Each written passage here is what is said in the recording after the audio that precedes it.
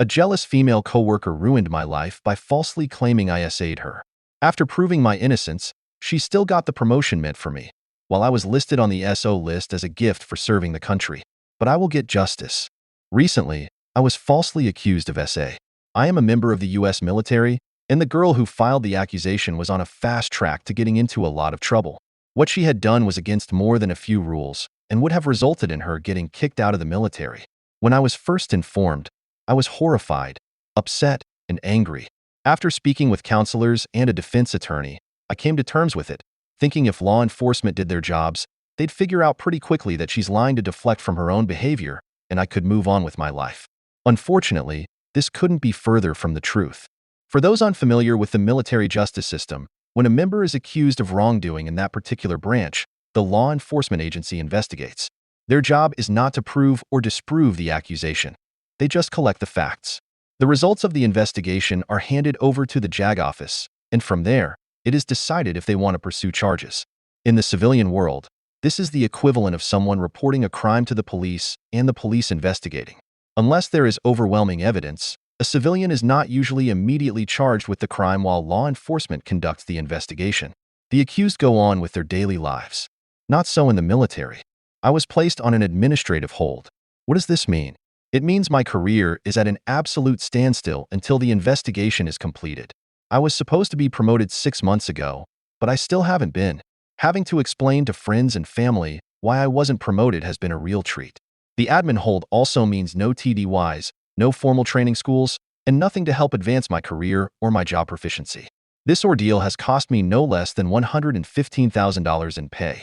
To say that my mental state is an absolute disaster is an understatement. Crippling depression, weight loss or gain, PTSD, anxiety, and a whole host of other issues. My girlfriend, who is a therapist, gave me a list of her professional observations of what I've gone through and what will be needed in the future to help me get over this. It's going to take a long time. I have been put through hell over this. The investigation has been going on for more than 8 months. My life has been on hold for 8 months, and nobody cares.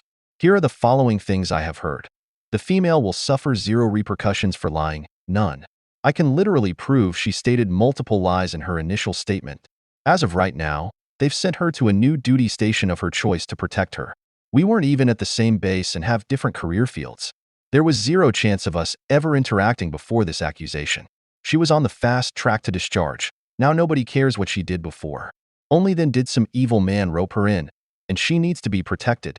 Now that she's under a different chain of command, they have decided she has a clean slate and all her previous issues are gone. Her new command is not going to pursue charges against her, even though her former command requested they do so. She got exactly what she wanted. She was even promoted, the same thing I've been denied. My accuser has actually committed multiple crimes under the UCMJ for which I could file charges against her. I've been told they won't pursue charges because anything I claim, regardless of how truthful it is or how much evidence I can show, will be seen as retaliation and not taken seriously. Nobody is going to be held accountable for how I've been treated or the damage to my mental state, career, or financial well-being. I've already lost $115,000 in pay, and that number gets higher with every passing day. I have suffered greatly, and I haven't even been charged with a crime. The best I can do is go after her in civil court for defamation of character, which would more than likely cost me money even if I won the case. My attorney even stated I'd be paying thousands of dollars just to make a point on principle. I have been told by multiple high-ranking parties that when this is over, I am just supposed to be grateful that it is over and move on with my life. Apparently, people can lie and screw up your life, and I'm just supposed to smile and be thankful I'm not being sent to prison over a crime I didn't commit. I held off for 6 months before finally admitting I had massive mental health concerns and starting counseling.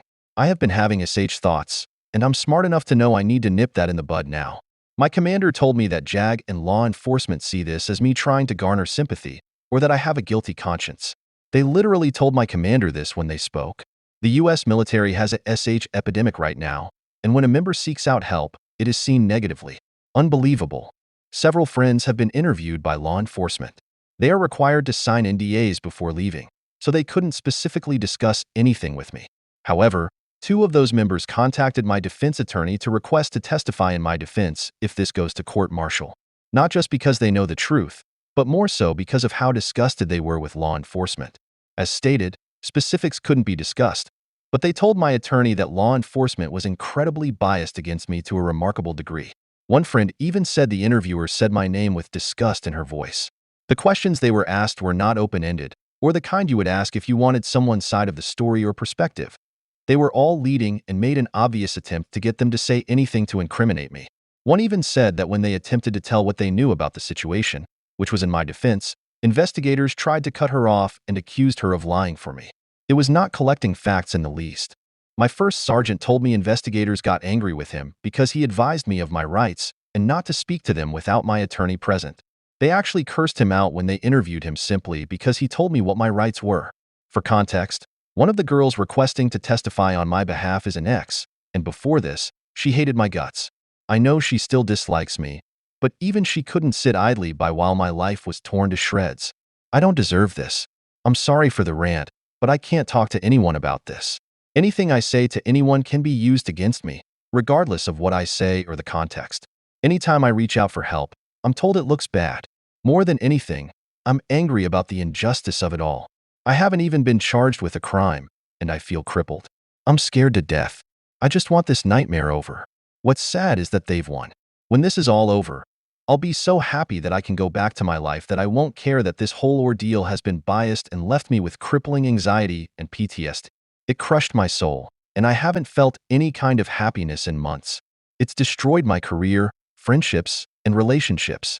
I have no faith whatsoever in the US military anymore after this, but I can't leave or I'd forego all retirement benefits. This is the military justice system that is totally definitely not biased. Update. The charges have been dismissed. First and foremost, I want to thank this community. In December, when I wrote my original post, I was at my wit's end. My life was falling apart, and I was having SAed thoughts. At that time, I had no one to talk to, and I felt completely alone. The outpouring of support lifted a massive weight from me. Many of you messaged me directly to express your concern, offer help, or share your similar stories. I honestly believe posting here on Reddit may have saved my life. One user in particular was a massive help. He contacted me via DM and told me he had gone through something similar quite recently. He was kind enough to tell me his real name, and a simple Google search brought his SAed case up immediately. He gave me his number and spoke with me on the phone for several hours, which eventually led to me hiring the same attorney. Her name is Antoinette O'Neill, and if any of you find yourself or someone you know in the situation I was in, I can't recommend her enough. Her webpage link is in the description. The amount of bias and discrimination I felt through this whole process can't be properly related in a Reddit post. The US military has essentially given women a get-out-of-jail-free card when it comes to SAed allegations, however absurd those accusations may be. My accuser has been protected at all costs. The investigators tore apart my life. They interviewed coworkers, acquaintances, ex-girlfriends, friends, etc. Anyone they felt would help them prove my guilt. When I was originally informed of the accusation, I was told it was the investigator's job to find the truth, collect facts, and allow JAG to take things from there. When I received the results of the investigation report, what stuck out immediately was that investigators never once interviewed any of the victim's friends, family, co-workers, ex-boyfriends, etc. They never attempted to ascertain the validity of her claims. She told a minimum of a dozen people about the assault, including her chain of command, and not a single one of them was interviewed. They simply came at me from every conceivable angle. They interviewed people I had not seen or spoken to in years. The sad truth is, if they had investigated her absurd claims, they would have discovered the truth in a short amount of time. Instead, the process took a full year to complete because they never once attempted to confirm a single aspect of her story. As an example, she claimed that she could not accurately place where the SAed occurred, but simultaneously claimed to have used a ride-sharing app to leave my residence and travel home. Those two statements together make zero sense. Yet they never once asked her to show the rideshare app receipt history or contact the rideshare app company for documentation of the trip. How did they not ask that simple of a question? That should have been extremely easy to produce if the statement were true. If they had, her entire story would have begun to fall apart. It was absolutely infuriating. They interviewed anyone they could find I had contact with to see if I had confided with them about what I did. Their exact words when interviewing one of my friends. Meanwhile, they didn't interview a single one of her friends to see if she had confided in them about the assault or any of the lies she told. How is that not discriminatory? After a full year of no word and my administrative hold, I was informed that JAG felt they had enough probable cause to charge me with the assault, among other minor crimes associated with the assault. And we moved on to the Article 32 hearing. This is where my attorney embarrassed the prosecution and easily ripped their remarkably weak case apart. For those unfamiliar, Article 32 is sort of a pretrial for military members in which a third-party official oversees the charges and decides on their validity before proceeding to court-martial. Since I refused to speak with law enforcement without an attorney, it was my first opportunity to refute the charges and show any evidence I had in my defense if I chose. The officiating officer's job is to analyze both sides and decide what charges should be taken to court-martial. Due to COVID, very few people were physically present in the room. It was mainly done through video conferencing. The prosecution attempted to explain and justify their charges, which included a lot of mumbling and rifling through paperwork to answer questions from the officiate. It was obvious they were ill-prepared and inexperienced. When it came time for Tony to speak, she ripped their case apart in a matter of minutes without once looking at notes or needing to reference precedent. She flat out embarrassed them, and in that moment, I knew she was worth every single penny I had to pay for her representation. Afterwards, I realized how I must have looked on camera while Tony was ripping them apart because I was staring at her in awe of her abilities. I was being charged with a life-ending crime and had a giant grin on my face watching my attorney work. It's one thing to be told someone is good at their job, but seeing it happen in real time was impressive to say the least. A couple of weeks after Article 32 ended, we received the report from the officiating officer. My favorite line was written by a female officiate in a SA case. This case borderline meets the low legal standard for probable cause, but likely would not if there was the ability to cross-examine the victim and witnesses. It was explained to me that the only thing necessary for a SA allegation to meet probable cause is a reputable accuser. That's it. If the court believes the girl who made the accusation is of sound mind and body and the accusation sounds possible, they have probable cause to bring charges to court-martial. For my case, they said it met the low legal standard barely, but would not if my attorney had been able to cross-examine the victim or witnesses during Article 32. In other words, a good attorney would have easily been able to rip her story apart if given the opportunity to question her about her absurd claims. Later on in the report, she literally expressed in big legal terms that she didn't believe the victim's accusations, that multiple aspects of her story were contradictory, and most importantly, that she directly benefited from the accusation, which cast significant doubt on the validity of her statements. Furthermore, JAG and investigators never even proved that they had jurisdiction to investigate the claim or prosecute me. How's that for some irony? A year of hell, and nobody even checked to see if they were in their legal right to do anything. Some real high IQs in the legal office. After the report was published, it went up the chain. Nearly 2 months later, I got a phone call from my attorney letting me know all charges were being dropped. There is no explanation for why they were, but it is not difficult to figure out. After more than a year of hell, I get a fancy letter signed by a general and am told to move on with my life. Unfortunately, in the time since then, I know it is not over for me. I find that my fear and anxiety over being helpless and discriminated against have slowly turned to pure anger over the injustice of it all. She has suffered zero consequences and more than likely won't. The common line I'm getting from people who were informed of the situation is just to move on, but I can't. I used to lie awake at night in fear of going to prison for something I didn't do, having everything I've worked for my entire life gone at the word of someone trying to save herself. Now, I lie awake at night knowing she got everything she wanted. She and I still wear the same uniform. She gets to walk around knowing she won. I'm considering filing a defamation of character or libel civil suit against my accuser. Her actions cost me a great deal of money and damaged my career. And to say my mental health and personal relationships have suffered is an understatement. On top of all that, the military has no way of expunging charges. For the rest of my life, when an employer runs my background check, they will see a SA arrest and charge on my record that is never going to go away. Part of me is disappointed this didn't go to court-martial, and so was my attorney. We had so much evidence of my innocence, which is rare in SA accusations, that she was looking forward to calling her out on all her lies on the witness stand. The charges may have been dropped, but since they were dropped without prejudice, the door remains open. It wasn't an admission that I am innocent. It was an admission that they knew they weren't going to get a conviction with the case they had presented. Proving she lied in court would have made me feel exonerated. Instead, I just feel angry.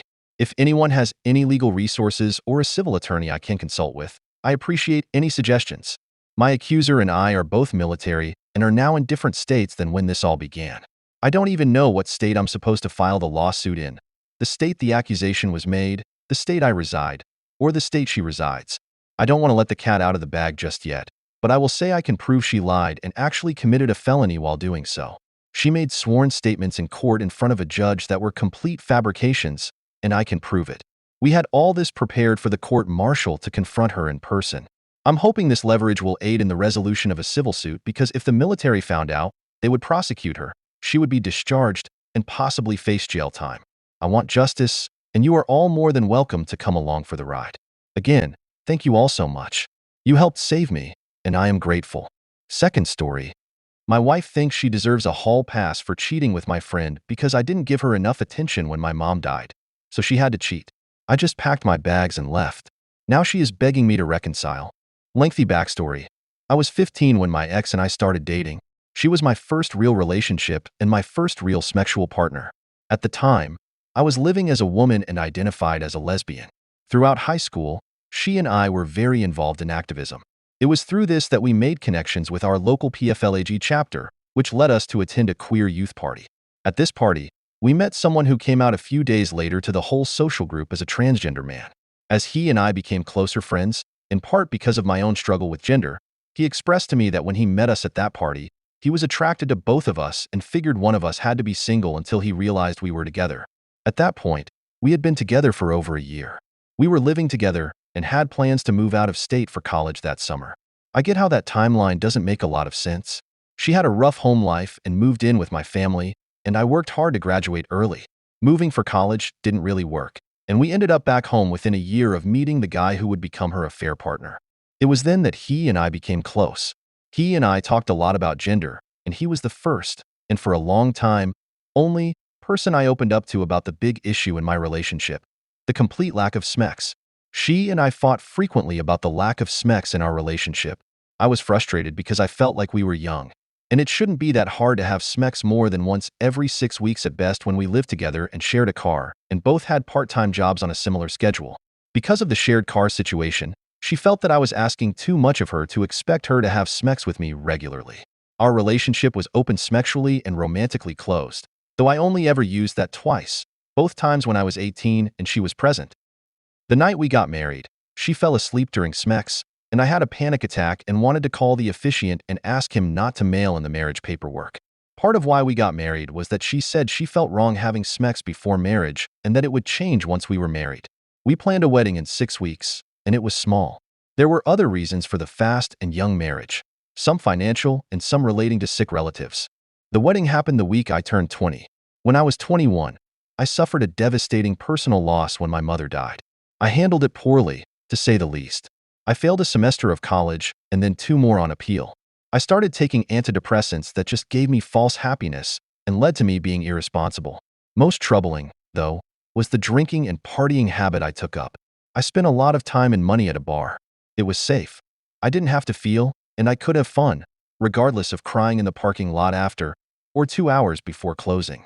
Some friends realized it was a problem and gave me a much-needed intervention, despite my wife's protests and insistence that I didn't have a problem. By the time the intervention happened, I knew I had a problem but had no idea how to ask for help. Around this same time, my wife developed a texting sexual relationship with her affair partner. I was fine with this. It was within the rules of our relationship. They also had a shared kink that I didn't enjoy engaging with. I thought that by having an open relationship, I was making it cheat-proof. Her parents have each been divorced at least 3 times, and all of the divorces are due to abuse or infidelity. I didn't think she was abusive, and if she was a cheater like them, I loopholed that the affair partner and I were close, and I trusted that he would respect my boundaries, as would she. I took off work for his top surgery and responded by saying that when I finally accepted that I was trans, he'd be the one next to me when I started testosterone. At 22, I told my wife that I needed to transition. When we first started dating, I was open with her about being non-binary, but at the time, I had no intention of any sort of transition. She identified as bisexual when we started dating, so I didn't think it would matter, though she did identify as a lesbian at that time. I gave her ample opportunity to tell me she didn't want me to transition.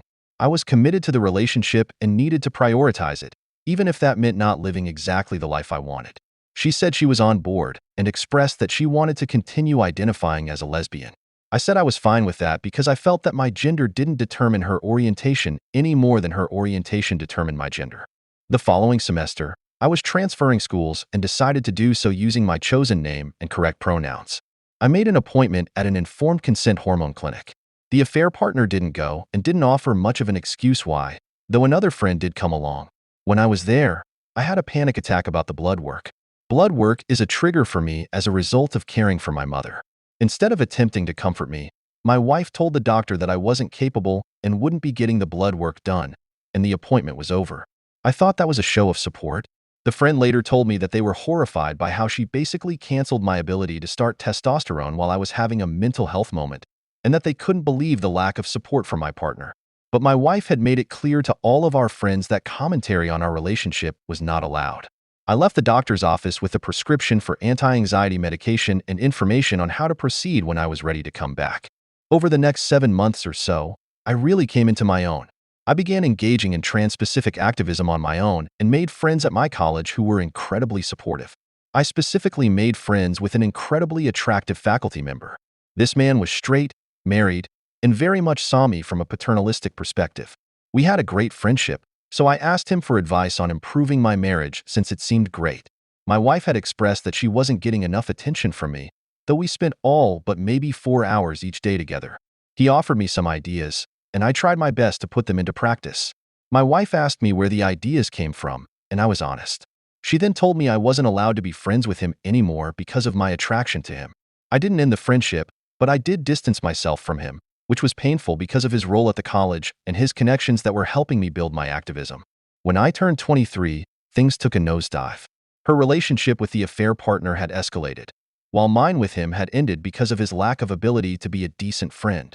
I could get into the specifics of him, but that isn't what this is about. In February, he texted me asking if they could date. I responded by simply stating that my wife knows my boundaries. I told her that I was uncomfortable with them dating. She said that they weren't dating. I said I was uncomfortable with her getting out of bed in the middle of the night to talk on the phone with him. She said that's just what friends do sometimes. In late March, she convinced me to move into an apartment owned by a family member of hers. She lied to me about the deposit and about making payments on our shared car, which were only in my name. The payments were expected to come from shared funds, as she was primarily in charge of finances. I'll admit I enjoyed her sexual affair with him. She finally had a sex drive, and even if it meant she was thinking of someone else, I was at least getting my needs met a little bit. I enjoyed it until the week we moved into the apartment, when she stopped playing with me to take his call. I told her outright that I was no longer comfortable with this. She said, "Well, I'm doing it because I've never told you no." She then got angry when I told her I didn't want him in my home and was specifically mad that he took a day off to come see her and that I ruined it. It wasn't long after that I began seeking real support during what I thought was just a rough time in the marriage. A friend who was my professor became my primary source of support. She knew all parties involved but still remained unbiased and mostly acted as a sounding board for the things I wasn't sure were normal or not.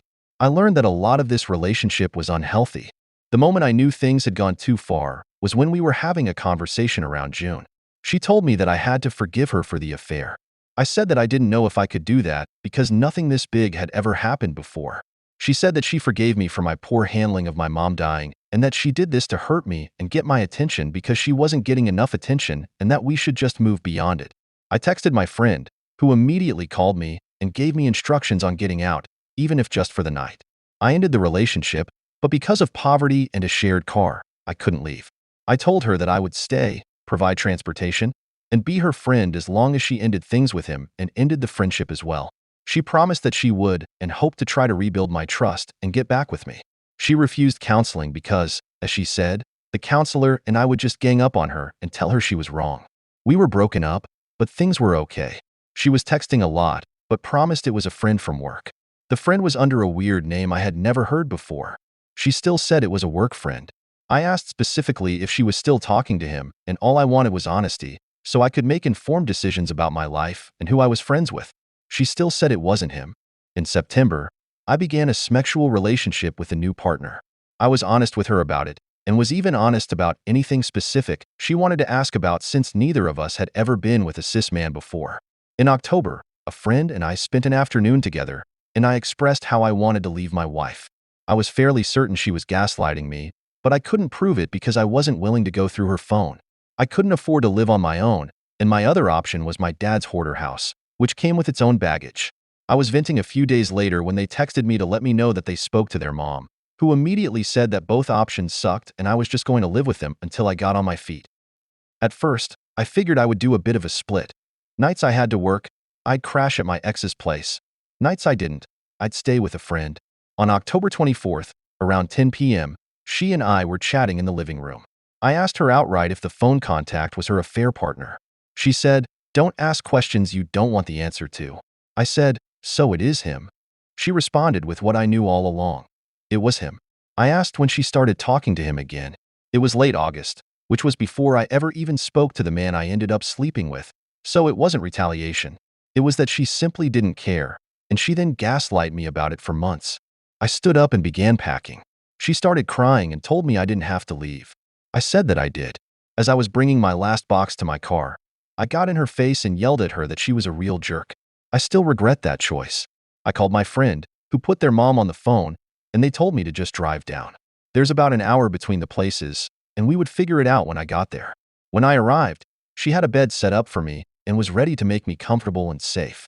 She told me there was no timeline, introduced me to another member of the household whom she described as one of her other lost boys, and told me that I was far from the first and far from the last stray she'd bring in, and to stay as long as I needed.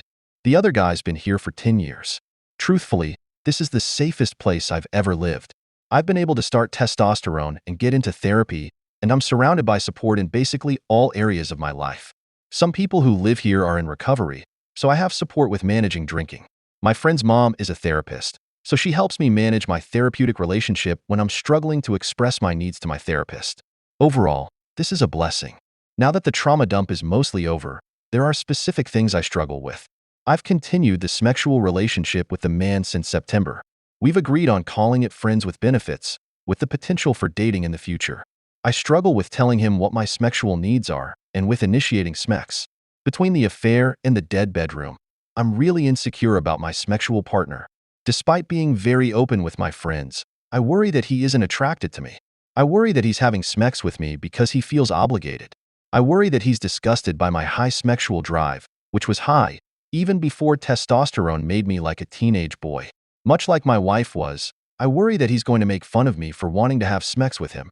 I worry that if I tell him these fears, he'll see me as a woman. There is no evidence to support any of these fears. He basically always has an hard-on when we're together, and has even pushed to have sex under less than ideal circumstances because it means we get to have sex.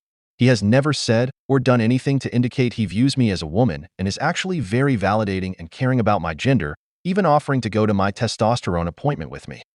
How do I build confidence that it's okay to be a sexual person with a high sex drive? How do I learn to communicate those needs to my partner without feeling like he'll be grossed out by me? How do I overcome my fear of him seeing me as a woman? I'd appreciate help with all of these or any part of them. To answer the obvious, I'm in therapy, I'm in no contact with my ex, and I'm in a safe and healthy home environment. TLDR, my high school sweetheart wife cheated on me with my former best friend and gaslit me. I'm now safe, but I have no idea how to behave in a sexual relationship with a partner without all of this coming to the surface. Thank you for watching the video. If you're interested in listening to these kinds of stories, we've got more in store for you. Simply subscribe to our channel, hit the like button, and share it with your friends.